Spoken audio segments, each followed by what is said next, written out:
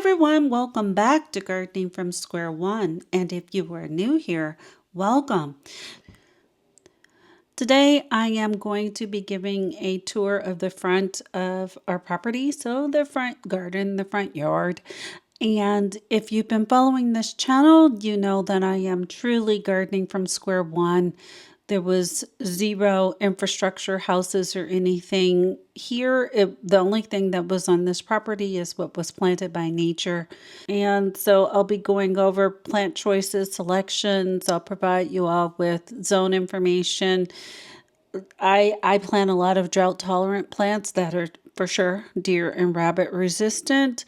And I'll go over any observations, things like that. So thanks for tuning in and let's get started. So this is the front planter. This is what it originally looked like. You can see the edging was just rock and Bermuda grass, and this is what happened. It was invaded by the Bermuda, so we had to put in a stone wall edging, so that's limestone. And I had to completely redesign the front planter bed. And so that's what you're seeing now. It's an update. So out front, I have Nepeta, so that's cat's meow. It will become about 24 inches in height with a 2 to 3 foot spread. These are hardy down to at least zone 5, maybe zone 4. Aromatic leaves, and they do attract cats. I've never seen cats in this during the day, but in the evenings, there are cats that visit this Nepeta. The pollinators love it too, so it is a great low maintenance choice. So I just planted this about 4 days ago. This is another Veronica Lavender Lightsaber. And what happened was I had 2 of these feather false Carex, and they become a lot larger than the tag indicates. I think they're only supposed to become 2 feet wide by 2 feet in height, something like that. And they clearly become about 3 to 4 feet in width. And this planter there's not enough space for that. So this one in the middle that I let remain, like I said, the other was where this Veronica Lavender Lightsaber is. I don't know if I'm going to let this stay here. It is not quite in the center of the bed, so I do like symmetry, but I don't know what I will replace it with. What I will probably end up doing is I have a Veronica Lavender Lightsaber here on the left. I may add one here. And then these zonal geraniums that I just popped in here, I purchased them from the local grocery store. There's one right there and one right there. I may just replace the zonal geraniums and this feather false Carex with Veronica Lavender Lightsaber.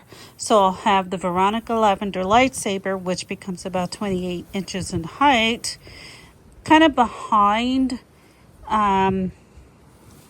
creating a triangle with the cat's meow Nepeta that becomes about 24 inches in height, but we'll spread and fill in the space here because this lavender lightsaber only becomes 20 inches in width, so it's not going to fill in the space, but the cat's meow Nepeta will definitely spread out 2 feet, maybe 3 feet, 24 inches in height, and kind of fill up the space out front.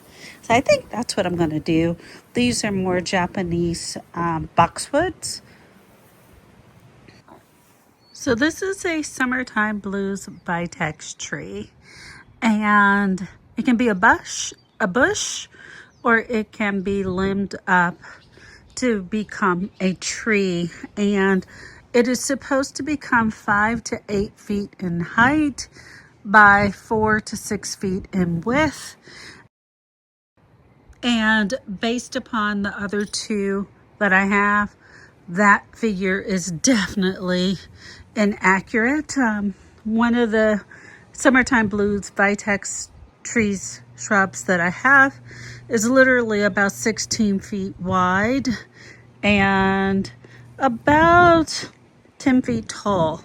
So it looks like it's one that, instead of growing per the tag taller than it is wide, thus far mine are growing wider than they are tall.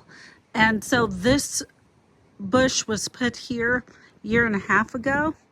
It was a 3-gallon plant, and you can see how tall it is at this point. And it was just taking over this bed. Down in the bottom, I had to replace this Nepeta, this cat's meow, and other plants that needed sun. So the Nepeta in the front, and I had another Veronica lavender lightsaber that's not flowering yet because we just limbed this tree up Saturday or Sunday, and I thought I was just going to trim the bush, but then realized that wasn't what should be done, that it just needs to be limbed up like a tree. And so after starting to trim the bush, halfway into it, I decided, oh, we needed to limb it up and make it a tree. So it is a little wonky right now, but I think it will improve over time. It has beautiful lavender blue flowers when it's in bloom. As you can see on this one right here, it's starting to get its gorgeous lavender blue flowers for the season. So I'm really looking forward to that. Down on the bottom, I'm probably gonna add another Veronica lavender lightsaber right here. And in the corner, I don't know, put something completely different right here. But I love this plant. It is probably the most drought tolerant plant in my yard. And like I said, it's the summertime blues Vitex, so it is not invasive. So it is an excellent plant, no diseases, no pests. It is a fast grower. I'm getting another one, so that'll make the 4th. These are Deerunk Boxwood, so they are evergreen.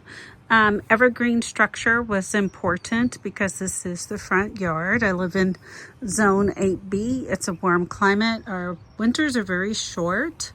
Some things don't die back at all. And it's important because I live in a warm zone to have evergreen interests. So the evergreens are the backbone of the garden, especially in the front yard. And so I've been very pleased with these Deerunk Boxwoods. I think when I ordered 2-gallon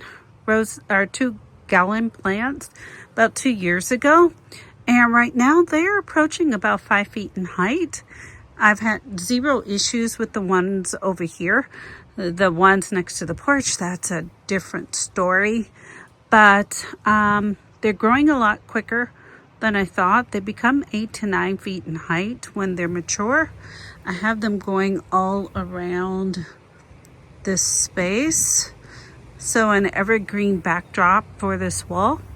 2 to 3 feet in width. And I think they're hardy down to zone 5. And so there's plenty of room for them to grow. I tried 3 different types of columnar boxwood, and this was my favorite because I like the dark green leaves. To the right, I have Japanese boxwood, and as you can see the color difference, these are a lighter green. I'm gonna let these become about 4 feet in height, 3 feet in width, something like that. So reaching the top of the porch. And the nice thing about the light green and then the dark green, when nothing else is in bloom and you just have the evergreen structure, the variance in the green, I think, provides interest. This is a kindly privet. It will become about 6 feet in height, 4 feet in width. It was a quart plant that I added to this bed about 1.5 years ago. I have been extremely pleased with these. So if you're looking for a good evergreen leafy plant and you can't or don't want to grow the Privet, so the Ligustrum, because of the invasiveness. These are non-invasive varieties. They have these gorgeous, very healthy leaves. This is in my front yard. I have deer and rabbit pressure as well as other things, and look at how healthy and clean these leaves are. Nothing nibbles them. Even baby plants weren't bothered by the deer and rabbit, so I'm very impressed with this kindly privet. Hedge of sprinter boxwoods along the fence line, just a different layer of privacy.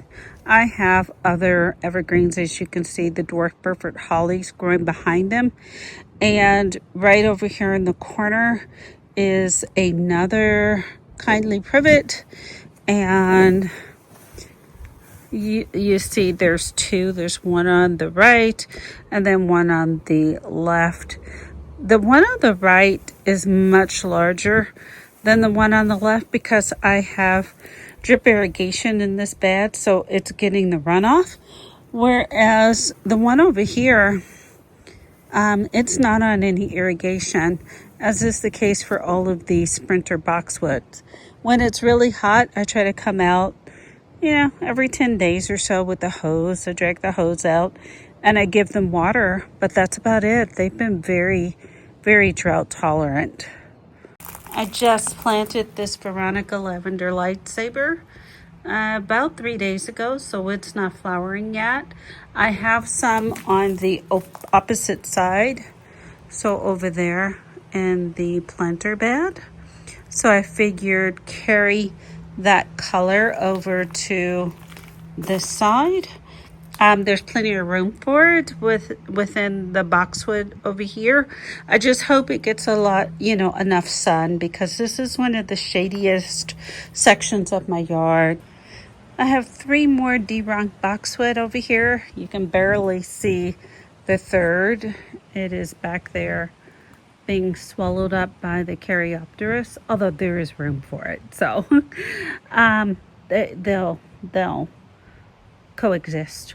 But the one that was over there in the corner, so that one, I don't know what happened to it, but it died and I had to replace it. So it's much shorter than the other two. Again, I like the Deerunk box because of the dark green leaves. My plan is to let it grow up this wall just like the other. Like I said, it'll become about 8 to 9 feet in height, 2 to 3 feet in width. And right now, these are about 5 feet in height. They were 3-gallon plants actually that I placed over here, but I haven't had the best luck with the Deerunk Boxwoods over here versus the ones around the corner that I just showed you. The soil over here is horrible. My property is on a slope and a lot of fill was added, and honestly, it seemed like a bunch of sand. And so that's why I have these pine bark chips and different things that I have added to try and improve what I loosely would call soil in this area. And speaking of the Feather Falls Carex that I should have divided this winter, but look at that. I mean, it is literally about 4 feet in width. This plant has been in my yard for 2 full years now, is going into its 3rd year, and look at the growth. Now, it is not becoming more than the 2 to 3 feet in height, but the width, that estimation, at least here, is off because this is definitely 4 feet in width. But I love the strappy foliage and the texture that it brings. Mine should be looking a lot better because I have not cut it back, and it's to the point now where this fall I am going to have to dig it up and divide it. So but evergreen, hardy down to zone 5. I love the way the strappy leaves move in the wind, and you can see the variegation up close here. It's white stripe on the outside, So the white's on the outside and the green's in the center, which is very lovely. And it looks good with so many different plant combinations. So here are Amethyst Buddleia, so Pugster Amethyst.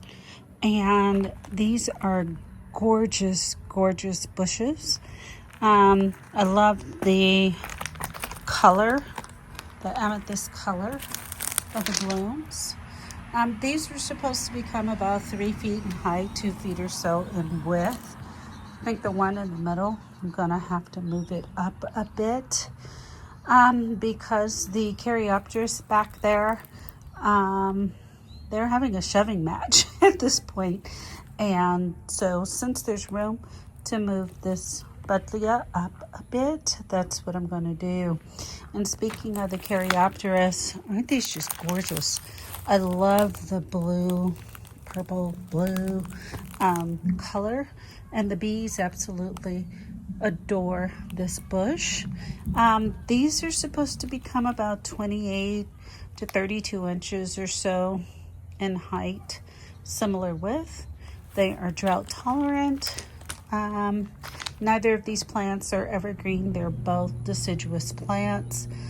I planted them as little quartz. So if you can see the size of this one, that's what these were about 1.5 years ago. So they are very, very moderately fast growers. And then here's another one. This quart was a little larger. It's taken off a little better than this one over here. But I'm adding 2 more to the space. And then here is another unplugged So Blue Salvia. This one was actually a volunteer plant that I found in the planter bed and I dug up. Here are the 3 that I purchased for this bed, and so they are blooming as well right now. I have more Japanese boxwood, so 3 in the back over there. So Japanese boxwood over there, 1, 2, 3. And here's another peek at the Caryopteris and the Amethyst Buddleia again. I have baby gem boxwoods up front. I actually have to replace one. I was having irrigation issues, and that's the low point. So it died from overwatering, and like I said previously, the soil and the space isn't really good either.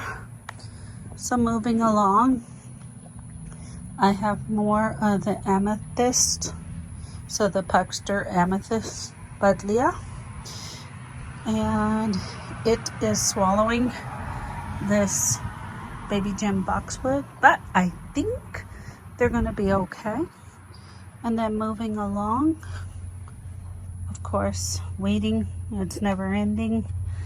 More dwarf Burford hollies, and then this one in the middle was a dwarf Burford holly and it died. I don't know why. I have no idea. Hopefully when I dig it out, I will be able to determine exactly what occurred, because I really would like to add it back in, because as you can see, I have 3 in this space and I really want the 3rd there. So I'm gonna have to replace it unless something really odd is going on there. Here are more of the feather frost Carex, probably getting about as much sun as they can take. And of course, it's time to divide these plants. I didn't cut them back or anything. And that's why they don't look as nice and tidy as they should. And all of that old growth that's brown, but would have divided it and trimmed it, we wouldn't be seeing that right now, but it happens. Here's another boxwood. This is another baby gem. And back there, oh gosh, I need to put a cloche around it because I have tried to grow this, lo and behold, Blue Chip Jr. in this spot 3 times, and every time an animal or a human being has trampled it. So I need to get out here pretty quickly and get that covered. There's 2 more Japanese boxwood in the back. Like I said, I like evergreen structure, so year-round interest, so the front of the house looks like something year-round. This is a Henry Duelberg Salvia for zone 7 and up. It's a mealy cup salvia or mealy cup sage. It'll become about 3 to 4 feet in height and width, and it has these gorgeous blue-purple flowers and kind of a more relaxed, loose type of growth habit. Here are more baby gem boxwood. And then this is a Hopi crepe myrtle. It will have soft pink flowers pretty soon.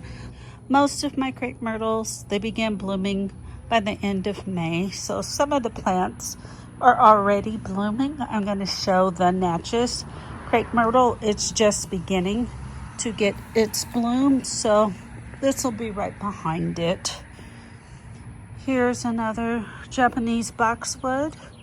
And then over in the corner, and I can pick up on the scent, the fragrance of this culinary rosemary from here. So this is Chef's Choice Culinary Rosemary. These were small 1-gallon plants that I put in about 1.5 years ago, and they're doing quite well. They're actually rated down to zone 6. And pretty soon, actually, no, they already flowered. They get these beautiful lavender blue flowers. This one right here needs to be cut because a family of something's going to be living under it. But so much work to do, so little time. You all know how that is. Okay, so moving on. So here are 3 more of the Deerunk Boxwood. They went in as 1-gallon plants about 2 years ago. And then as we turn the corner, I have 3 kindly privets that I purchased. It'll be 2 years this fall. And they are doing quite well, just as those on the other side of the property. And this past fall, we added a 4th. And then this is my Miss Violet Buddleia. Oh, I absolutely adore this plant. It is hardy down to zone 5, and it has these gorgeous purple flowers. It's not invasive. The leaves are clean. The deer and rabbits don't bother it, and the pollinators absolutely adore this plant. It will become about 5 to 6 feet in height and width. So moving across the way, this is the first Summertime Blues Vitex that I purchased.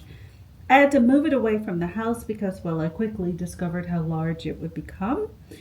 I think they've updated the information on their website and the tags, etc. recently, but it has these gorgeous lavender blue flowers that will begin to start blooming all the way through about October.